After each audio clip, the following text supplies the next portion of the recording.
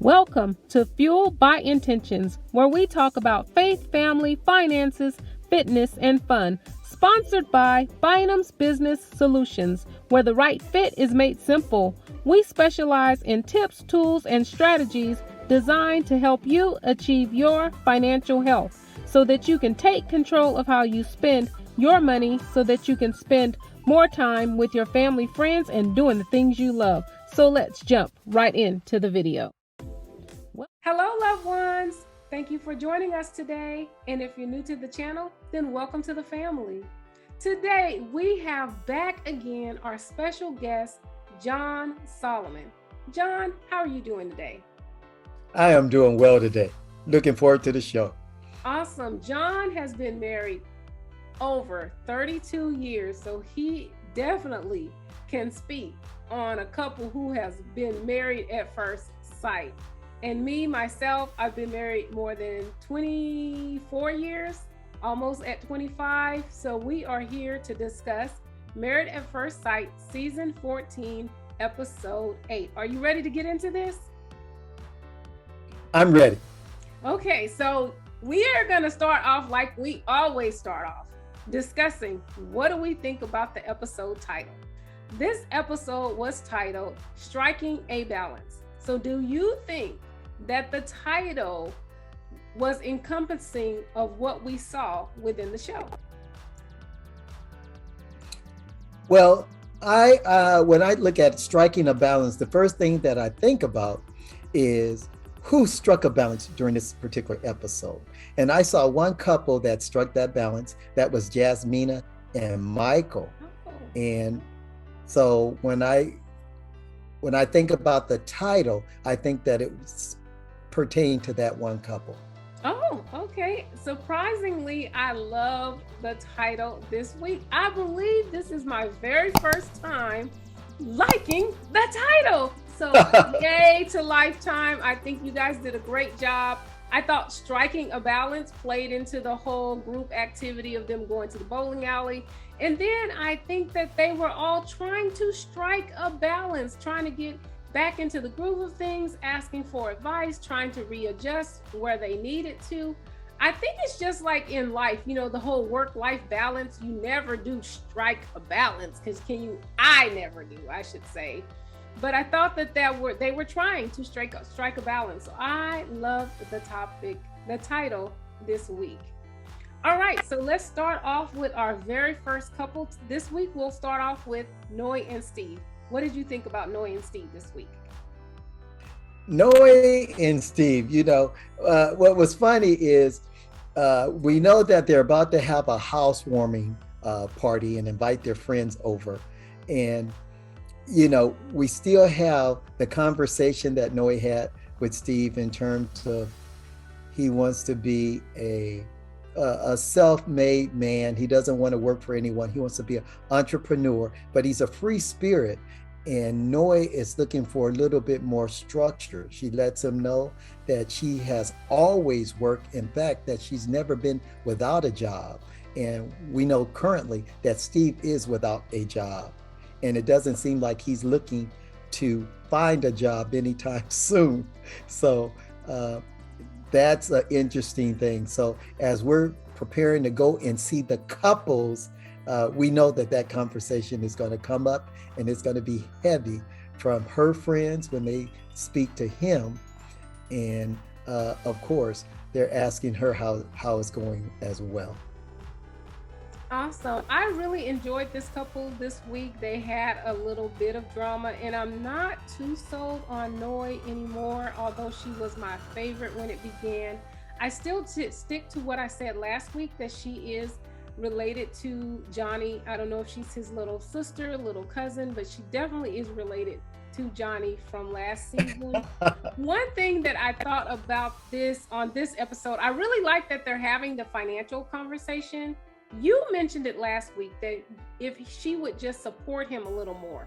And I think that he is looking for that support related to the job issue. It was really interesting because he said, I just don't want to work on a traditional job. I want to be, he said, self-employed and, look out build a bond between me and you and grow our family. And he encompassed all the things that he wanted to do. And her response was, well, what about me? I'm like, he just mentioned you in what he wanted to do. So I don't think she's really listening to him in that area. When they had the scene where she, I don't know who burnt the noodles, but whoever burnt the noodles or overcooked the noodles, and she just walked out, I thought that was so inappropriate. If you're going to walk out over noodles, you are going to be walking out on a lot in a relationship. One thing I will say for Steve, though, he mentioned when he had his diary cam and he's telling us the story, he said this was her first time and she volunteered to cook for him. So my question to him is, why are you in the kitchen? Why are you checking the noodles? Why you want to let her do it? If she volunteered to do it, move out of the way, especially if it's her first time doing this. I'm not a cook. I am very intimidated by that.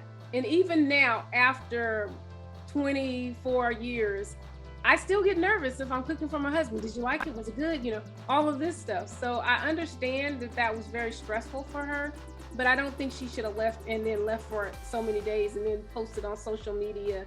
I don't think that's ever how you solve a problem. But she is the exact opposite from Lindsey, because she said, well, I don't want to say something that I'm going to regret later. And I think it's easier not to say something, even though that's the silent treatment and, you know, she left and blowed up.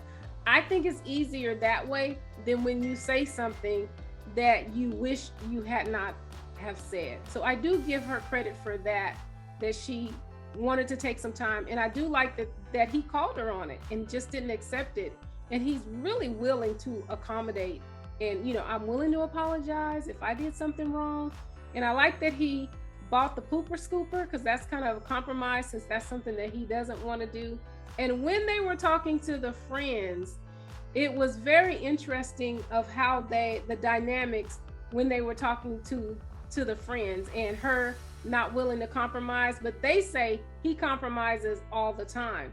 So I don't know. I'm more like Steve, because I will compromise. So I feel like I'm leaning towards him, but I don't know if I'm being unbalanced, because that is my normal personality. So people who cannot compromise and are just stuck on what they want is kind of hard for me to take. Well, you know, the way I see it is when we start looking at the cooking scene, okay, Steve had been doing all the cooking, and this was Noi's first time. And in it being her first time, like you had said earlier, she really wanted to make a good meal for him without his interference. And sometimes when you're a cook, sometimes you can't help but go into the kitchen when you shouldn't be in the kitchen. The way that she resolved it, in terms of, basically, to me, she had what I would say like a little temper tantrum, and then just left and ghosted him, you know, went to her apartment and stayed there for 24 hours without any type of communication with him. And then the only time that he receives any feedback, he finds that she posted it on social media. Okay, what she posted was, learning to say, nah, this just isn't good enough will enhance your life greatly. You're allowed to say, this is simply not enough for me. You're allowed to have a vision for yourself, your life, your relationships, and refuse to settle for anything less. Say no often. When Steve read that, he knew that she was directing that at him. And that was basically, she was actually saying or making innuendos about, oh, if I'm with him, I'm settling. She made these comments to the world, pointed at Steve, and he couldn't defend himself because she made that post, and there was no way that she could take that back, even though she said, I just didn't want to say something that I may not want to take back. She had already done so when she made the post. Great point. Great point. Yeah, I don't know. I don't think it's ever good for you to go to social media. And like he said, but I'm glad he talked about it. And I'm glad that she didn't try to defend that. She said, she's like, yeah, that probably wasn't the best way to handle it. But I think that it's just hard to change if that's the way you handle stuff. You're not going to change because you got married at first sight. So he's going to have to give her time to be able to re-engage when they have an issue. And I think this might be one thing that she said that was very interesting to me is she said that she felt, I don't forgot the word she used, but she felt like it was belittling or he was talking negative to her. I forgot the word she used. So I'm going to say that she said that she thought that the way he was talking to her was negative because he should have just said, thank you. I appreciate you cooking for me. But what was a shocking part is she said, and this is not the first time that this has occurred. So there's something or some way or some words, because looking at the tape, I wasn't offended by what he said. I didn't seem like he raised his voice. He was just kind of speaking what he was doing, hey, the noodles burned. But she thought that was negative, and she said that was not the first time. So this is probably a buildup for her. I agree. And what he said that she overcooked the noodles. Okay. And, she thought that was a comment that was slighting her, not just the noodles, but just slighting her. And she felt that he had slighted her before. Okay. Now, the thing that I have against her in terms of that is she did not address it at the time.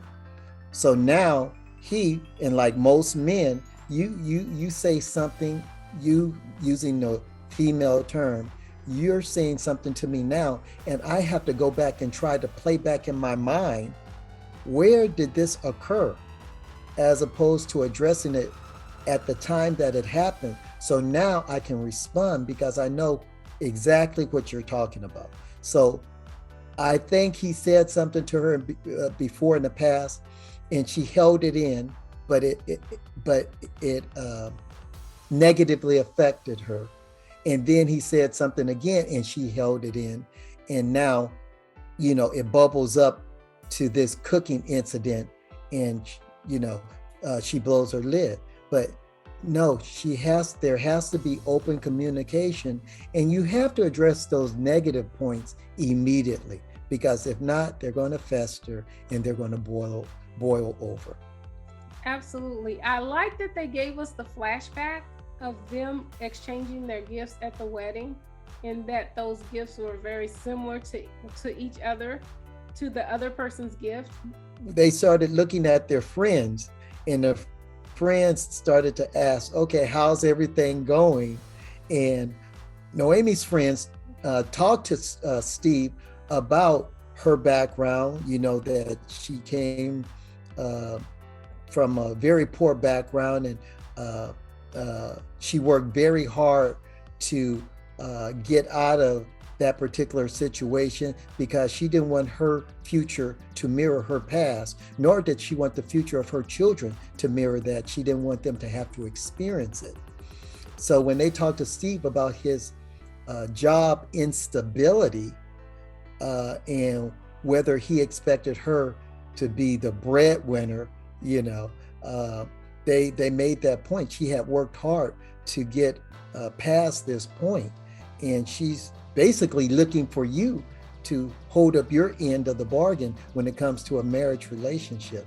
So I think he felt the heat for that, and it made him do some serious thinking. I think that he does want to pull his weight, and that he will be able to, and it sounds like he's doing it currently. I just think it's very sad that we get stuck in our own way of how we grew up, and that she does not understand entrepreneurship or being self-employed. I think where Steve has to do to get her past that particular hurdle is to show how successful he is in doing it, or at least discuss that with her, saying, okay, give me an opportunity to prove to you how successful I am in doing this and how I can truly support our family. And then if it doesn't work, then I will reassess what I'm doing and look for a 9 to 5 or a more traditional job. But give me an opportunity to prove myself.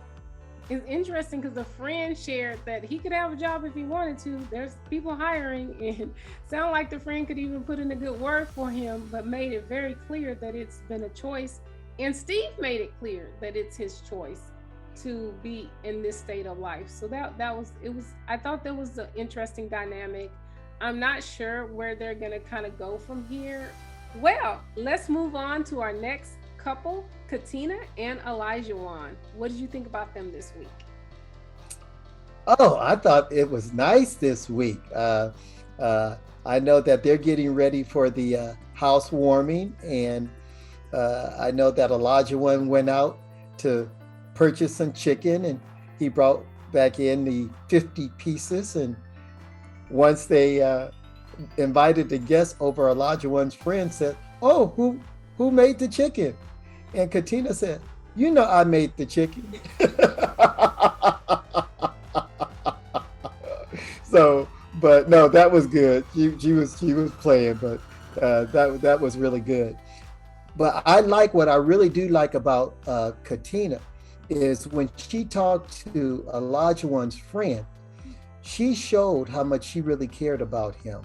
And she talked to him about how she handles OLAJAWON, and when he's, over the top, I could say, and his friend says, "Hey, he doesn't mean anything by it, just give him a little bit of space, give him some time to kind of reel it in, and he will reel it in." And she said, "Well, that's what I was doing.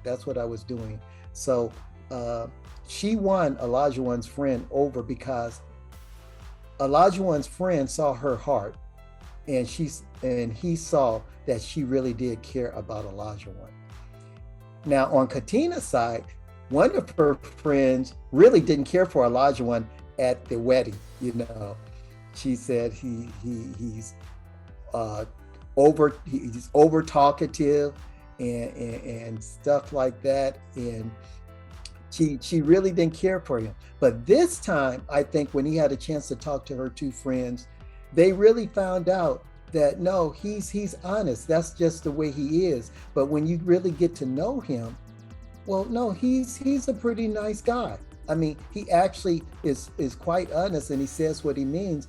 And I think that he, to a certain degree, won them over. So I think that the party, I think the housewarming party ended up being a success, a win-win for both KATINA and OLAJAWON in terms of how their friends thought of each one of their spouses. All right. Well, I thought that I enjoyed watching them this week. I will start with my favorite part of their story this week was when they were at the bowling alley. And OLAJAWON said, "Hey, I think I'm gonna join a bowling league. Would you support me?" And she was like, "Of course I would." And he was like, "Well, are you gonna dress up like a cheerleader?" And she was like, "Well, like kind of like she didn't know what that was." But she said, right. I will bring a sign. And he's like, "That'll work." Like, I love that interaction because she was, "Yeah, I'll support you." Yeah. And I think that is how you should be. You should be able to support your spouse in whatever they do. And I like that he wasn't stuck on being a cheerleader. She was saying, "Hey, I am going to support you, and I will hold the sign," and his way of support. And I feel like that was a play off of the mom or the godmom or the stand-in mom earlier when she gave her the torch, like, "Okay, now you though." I forgot what gift she gave her, but she gave her those gifts and said, "Now I'm handing it off to you." Yes. I really like that part. I really love that OLAJAWON was willing to cut his hair for KATINA. Oh yeah. And then her response to that was like, "Oh, you look so good, thank you." I mean, he got what he wanted out of that interaction. He got the support that he wanted. And Katina is always down for her man. She is always down for her man. When her friend was like, well, we didn't get a good impression of him, she was really trying to take up for her husband. Well, he's half Irish. I'm thinking, what does that got to do with anything? That's right. That's right.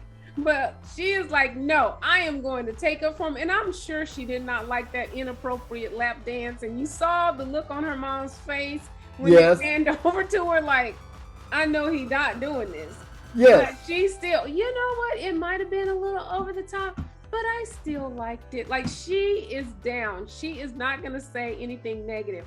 And what was telling for me about OLAJAWON is when his friend was talking to Katina, and his friend said, he talks about you all the time. He praises you.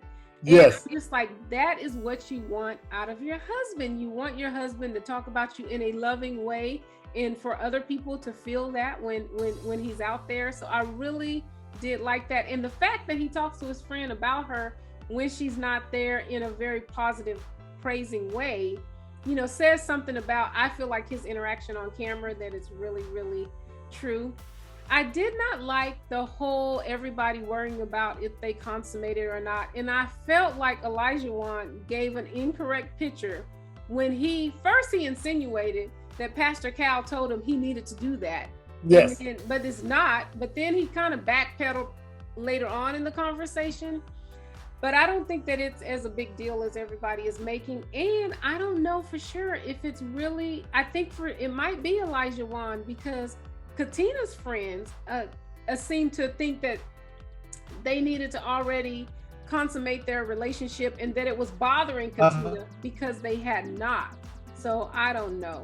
The last thing I thought about this couple is when Katina was talking to her friend on the couch, the friend who had met with OLAJAWON the second night, and he revealed that he hadn't been with an African-American person. I don't know. I didn't have no thoughts about that. Like, I don't care if you've ever been with one or not, just depend on how you treat me personally is what I care about, is how you treat me personally.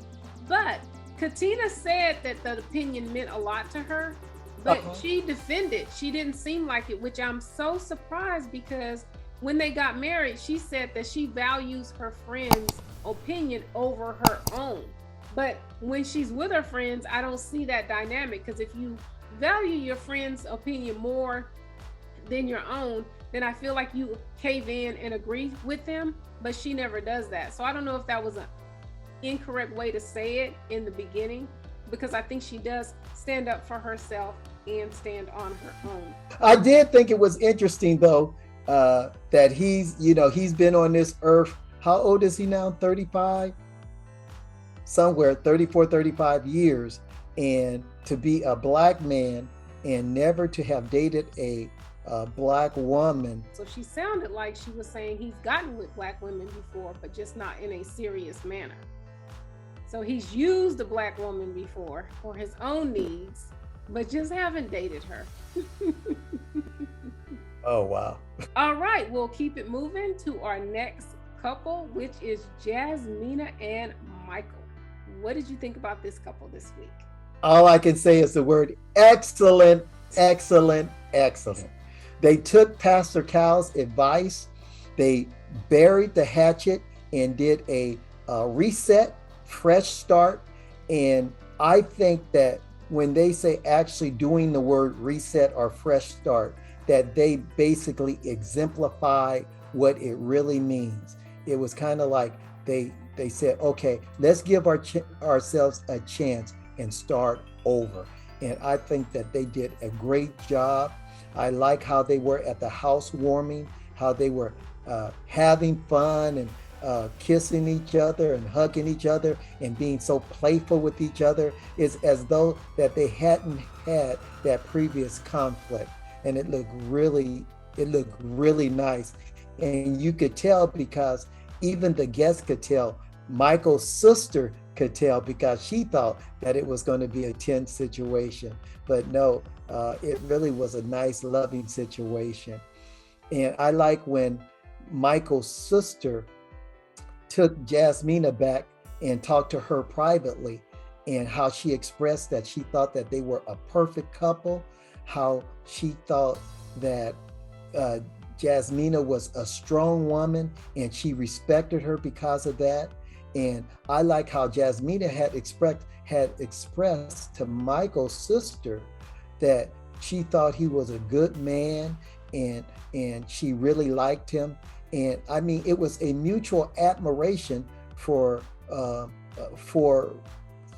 Michael in the eyes of his sister from JASMINA.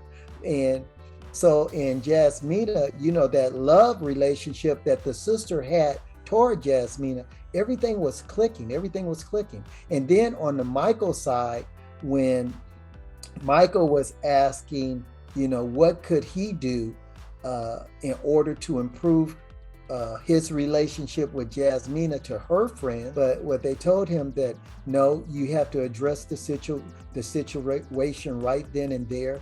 And then when you do that, you'll find out that things will go a lot better in your relationship with JASMINA. I will say that I liked this couple and how they were able to strike a balance this week. I really did enjoy the conversation with JASMINA and her friend, because I feel like the friend gave us a lot of insight into who JASMINA is. And what I really found interesting is the friend said exactly what Michael said that started their very first argument. The friend said exactly what Michael said that started their first disagreement, but JASMINA didn't meet her with the same energy as she did Michael. And I wonder, why do we do that? And I'm going to say we, because I'm sure I'm guilty of it too. Why we don't meet our friends with the same energy that we meet like with our mate. Because that argument was started because JASMINA and Michael, and I still don't consider it an argument, I considered a disagreement, but they considered it one.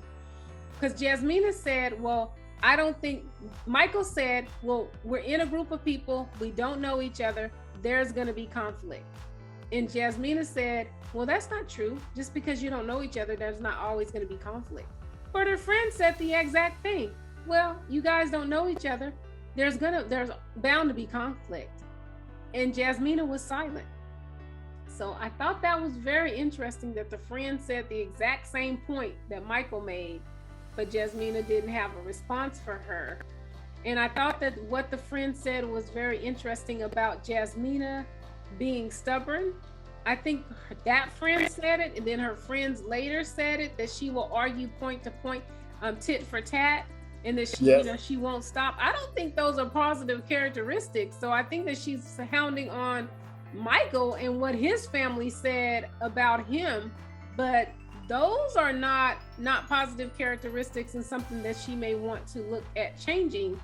But I feel like the negativeness that both family members, both sides of their family has expressed is going to cause some tension down the road if somebody is not able to back down. And I really love when JASMINA said, well, you know, when he thinks he's right, he doesn't give in. And her friends, well, that sounds just like you, you know. So I don't know, maybe they're two very strong-willed people and it's going to keep rubbing the wrong way. But I really did enjoy seeing them prepare for the thing. Prepared for the gathering. I enjoyed seeing them shopping.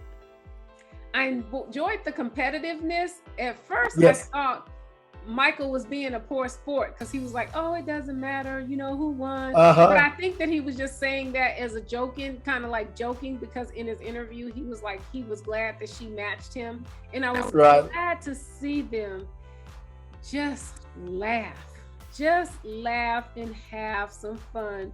And when they were in the kitchen, it was so cute when he said, can you imagine if we didn't talk to Pastor Cal and we were having these people over?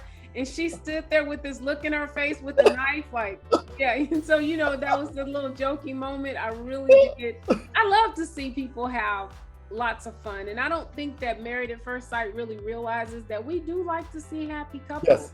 We don't care about, there's going to be conflict anyway, but we don't want to see these disastrous personalities we like when people are gonna get married and stay married for a long time.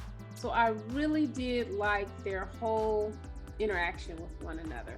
And it was very interesting that the sister, when the sister and JASMINA was talking, gave us a little more insight about Michael's personality and JASMINA's personality, because she said if somebody brings him the wrong plate at a restaurant, he's just gonna say, that's okay, but you're gonna be the person that stands up and say, "No, take this back. That's not what he ordered."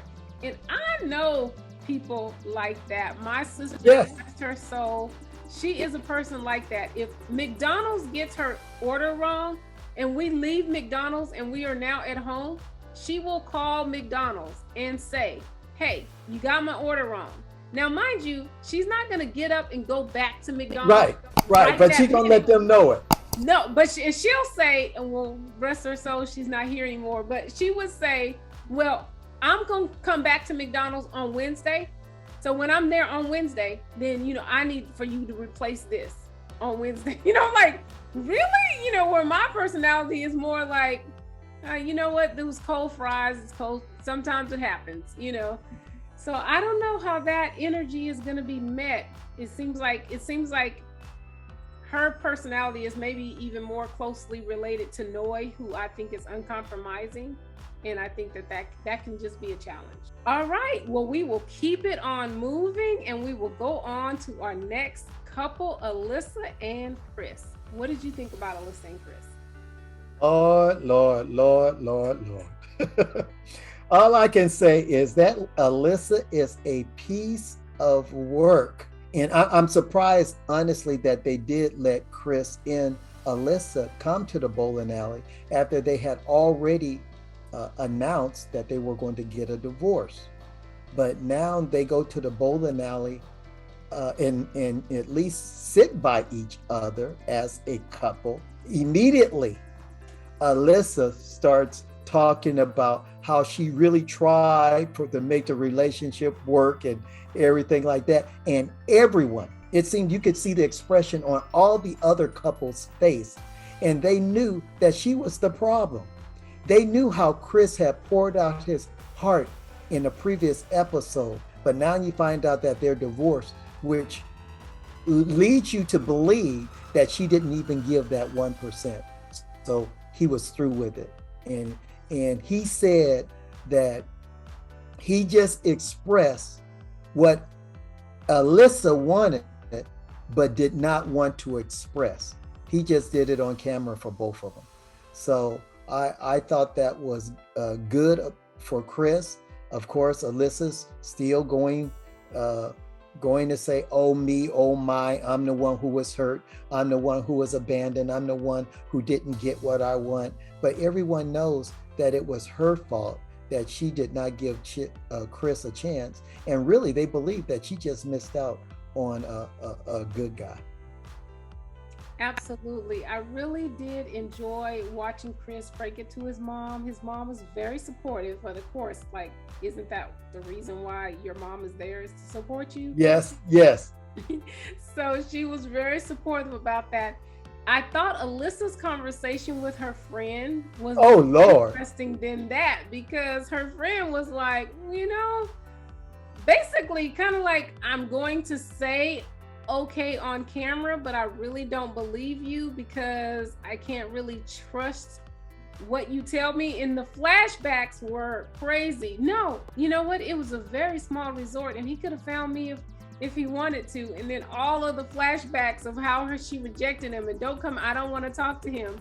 And then how she was saying that she was willing to talk, and then, he wasn't. And then they showed her keep leaving. But the flashbacks are very interesting. And I still do not believe, I don't know if Alyssa hasn't watched the show. I don't know if she was recruited or how she got on the show, but she had to watch different seasons, because they break the fourth wall, or whatever they call that wall when it's production, a lot on Married at First Sight. They do it quite a bit, so they've done it on every season. Yes. I really believe that Alyssa does not believe that those things are going to air. I think she feels like those are private conversations that is not going to air, which is very scary because I know we all have an Alyssa in our lives where Yes.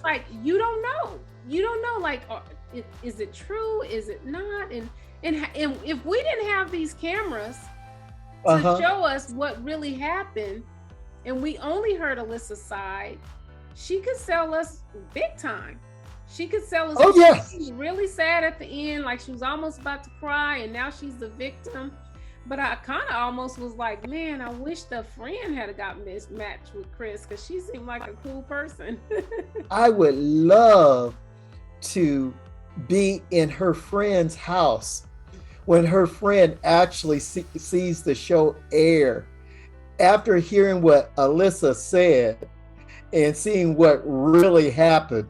I would love to experience her reaction.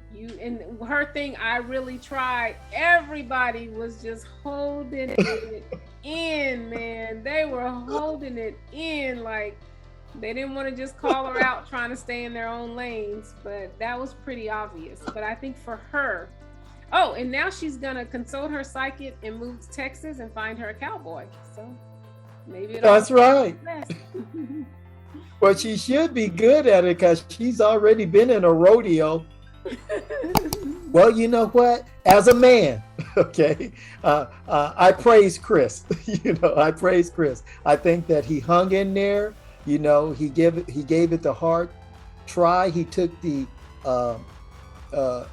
he took the upper road in terms of this, and he was a real gentleman as far as I can see in terms of handling the situation. Because I believe if I would have been put in that particular circumstance, when my goal was to find a wife and looking for a long-term companion, and this is what I was given and this is the reaction that I received, I don't think I would have been as pleasant. So I applaud Chris. Absolutely. So now we will keep it moving and move to our last couple, Mark and Lindsay. What did you think about them this week? Lord have mercy. Lindsay is a piece of work. When they invited their friends over, Mark's biggest concern was when he talked to Lindsay's friends. First, I would have to admit, their friends both got along. Lindsay's friends got along with Mark. Mark's friends got along with Lindsay. The interaction was beautiful. But when Mark had a chance to talk to Lindsay's friends privately, he voiced his concern.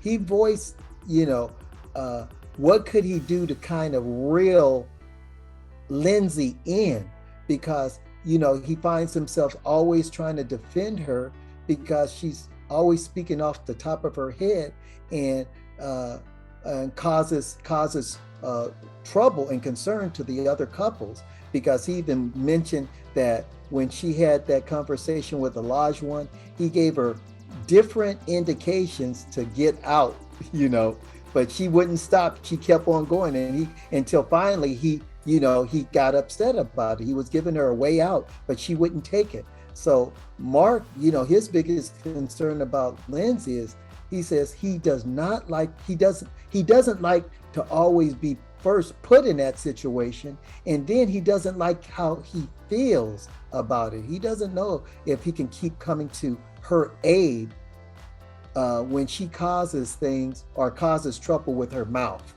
So he feels very uncomfortable about it, and he has problems with that. And her friends told him that, okay, you should tell her immediately when it happens how she makes you feel. You should tell her immediately.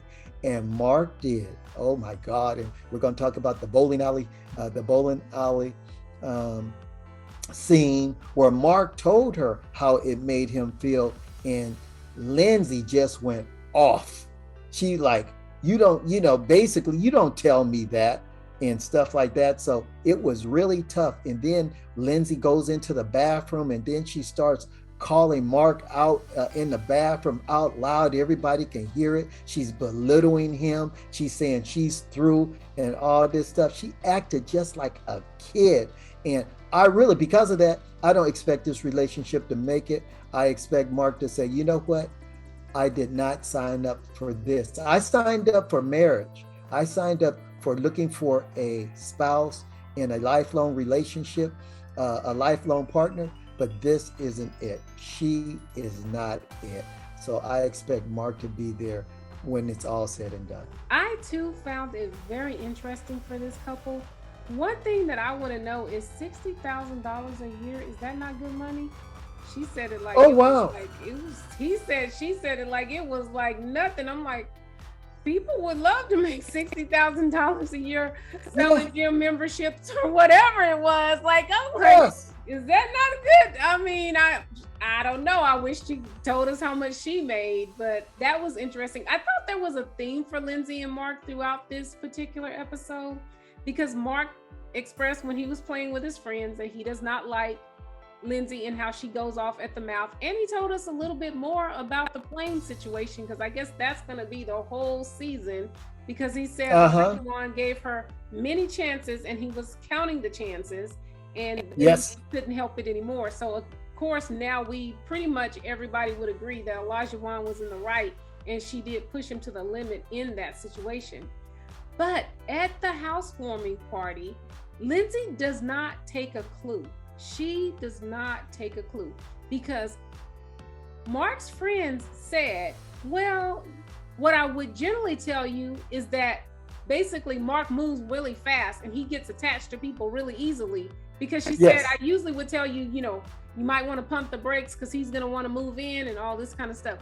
So Lindsey should take that as a clue. Well, if this is his normal personality, and his friend said it too, the one he was playing with, playing the activity with outside, is that he attaches very easy, but he's not doing it here. So if he attaches very easily and he's not doing it here, why?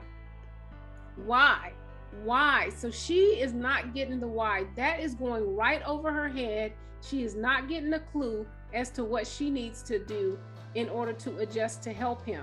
I do like that, you know, I mean, we think that Mark has got his business and he's handling it well, but if his mom is sick and she ain't seen the doctor in almost a year and Lindsey had to make that appointment, then he probably does need her, because come on now, that is just too much and too long. So I think that she is very supportive. And the bowling alley scene between Lindsey and Mark is why I love to watch reality TV. Because if you look at the progression of how it started, Lindsey's friends did say, you know, you need to go tell her, you know, tell her how you feel, do it in the moment. He really didn't do that. His demeanor changed, which the interaction between her and KATINA was the same interaction between ALYSSA and Lindsey. And Lindsey didn't keep it going. She's, you know, what you're looking at, KATINA responded just like Lindsey responded, and it was done. So I feel like if Mark had to just let that ride and not changed his whole demeanor, and I can understand why he would, because he's up in arms and he doesn't know if she's going to say something next. So I understand why, but the interaction between her and KATINA, that had ended, and it wasn't a big blowout. It wasn't a big blowout. You know, I think that the night could have went on if he had just left it alone. But he did try to leave it alone, because she approached him and said, why did your demeanor change? And then I feel like when he told her why, she was kind of getting upset, because she was like, who are you here for? Are you here for them? Or are you here for me? And of course, you do want your spouse to be on your side. Yes. But what I think really got Lindsey to just become Lindsey, because I think she was trying not to become Lindsey, but to become Lindsey is, and I don't think you should ever do this in a relationship. First, he attacked her back by saying, you know, this is a team, which I don't think she would have had a problem with that. Right. So that's the word that she stuck on. But he said, and I do not know if I'm going to be able to stay in this relationship. Once you threaten somebody of abandonment, I think that is a high high alert for anyone. And I feel like we as women, we react to that, because I forgot the exact words that he said, but what he said indicated that he was going to be out. He was not going to be able to deal with this. And that is saying, I'm just going to leave you, which is what she doesn't, she has a fear of abandonment already. Yes. And so now you're going to say you're going to abandon me, and then now she just turned Lindsey and she said a lot of mean, filthy things. And I was wondering, I couldn't tell how much of it he could hear, because I believe, she's on the hot mic, she's in the bathroom. Mm-hmm. Some of it he could hear because she's screaming. Right. Some of it I don't think he really could hear because she was on a hot mic and she's in the restroom. So, but I couldn't tell which part of it that he could. Some parts it was very obvious that he could hear. But some of the parts when she was belittling him, I couldn't tell if he could hear or if it was just a hot mic and her and the producers were able to hear. And I'm wondering, I'm sure he didn't hear all of it, because it looks like on the next episode they recover. And I think if he had heard everything that she said, it would have taken longer to recover. But I think that it's just, I do think that Lindsey is seen as the villain in this situation because she always takes it too far. But I think that Mark needs to take some responsibility for it too, because you got to be just really careful what you say, when you say, how you say it. And I think he should have left the situation alone and actually praised her for it, because she didn't keep it going. I mean, KATINA snapped back at her and she simmered down, which I don't think is the total Lindsey. But the families are always right.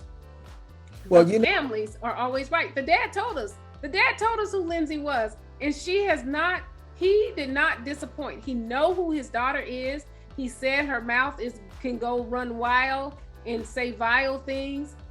Her dad told us, and she is just living out what her dad said of who she is. I understand that, but that's true. Her dad was right. Her dad hit the nail on the head, but that doesn't mean that that's what Mark wants. That, that same Lindsey, that honest Lindsey, the person that acts the way that Lindsey acts, and her outbursts and stuff like that. Yes, that is Lindsey, but that doesn't mean that he being Mark, has to accept Lindsey. Remember, when they were about to have the family housewarming, they asked Mark, how did he feel?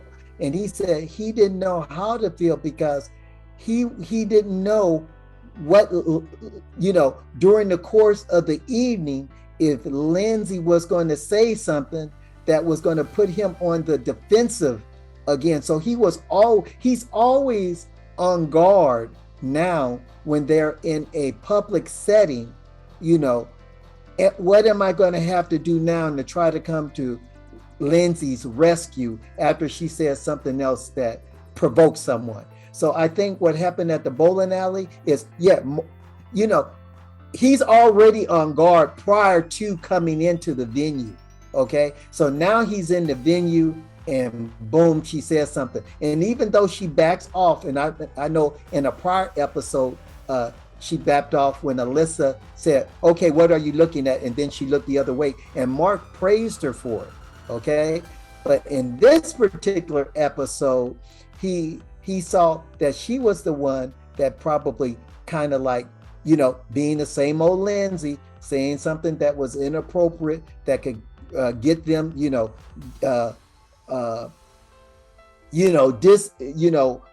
upset the environment. Okay. And Lindsey always has to be the culprit. And now I have to come to her defense again. And like he said, it was getting tiring. And he says he's tired of it. He really, and that's why I do not think this relationship is going to make it. Lindsey says that Mark is too weak of a man for her. Okay. And I believe that even if she found a man that was strong enough for her, he wouldn't put up with her mess long. So she wouldn't last long with him either. But in this particular case, no, I think Mark was tired of coming to Lindsey's defense, and he tried to reel her in and try to get her to understand that we're a team and you have to understand how I feel. And, I'm tired of getting our friends upset by something you said. You should never go for the jugular, okay? And the jugular is, in the Bible it says, the man and his wife were naked and they were not ashamed. And the word naked means exposed. When you marry someone, they see your weaknesses and you see their weaknesses, okay? But that does not give you a license, even when you're angry, to attack those weaknesses. There should be a safety, there should be an area of safety that, when he exposed himself to you, that area is protected. And when you expose yourself to him, that area is protected. And the way that Lindsey attacked Mark shows that she has no concept of respecting a person's safety area. She has no concept of that. And because of that, I feel that that's where she's going to fail, not only in this relationship, but until she learns, I think that's where she's going to fail in future relationships. Men want to be respected. Women want to be loved. When she starts degrading him, where, she's belittling him, so he's not respected as the man that he is, then she's gone too far. Agreed, definitely. The other thing about them that surprised me is that Mark never had a taco. How did he go this long and not have a taco? That, like, you did not go to Taco Bell as a kid?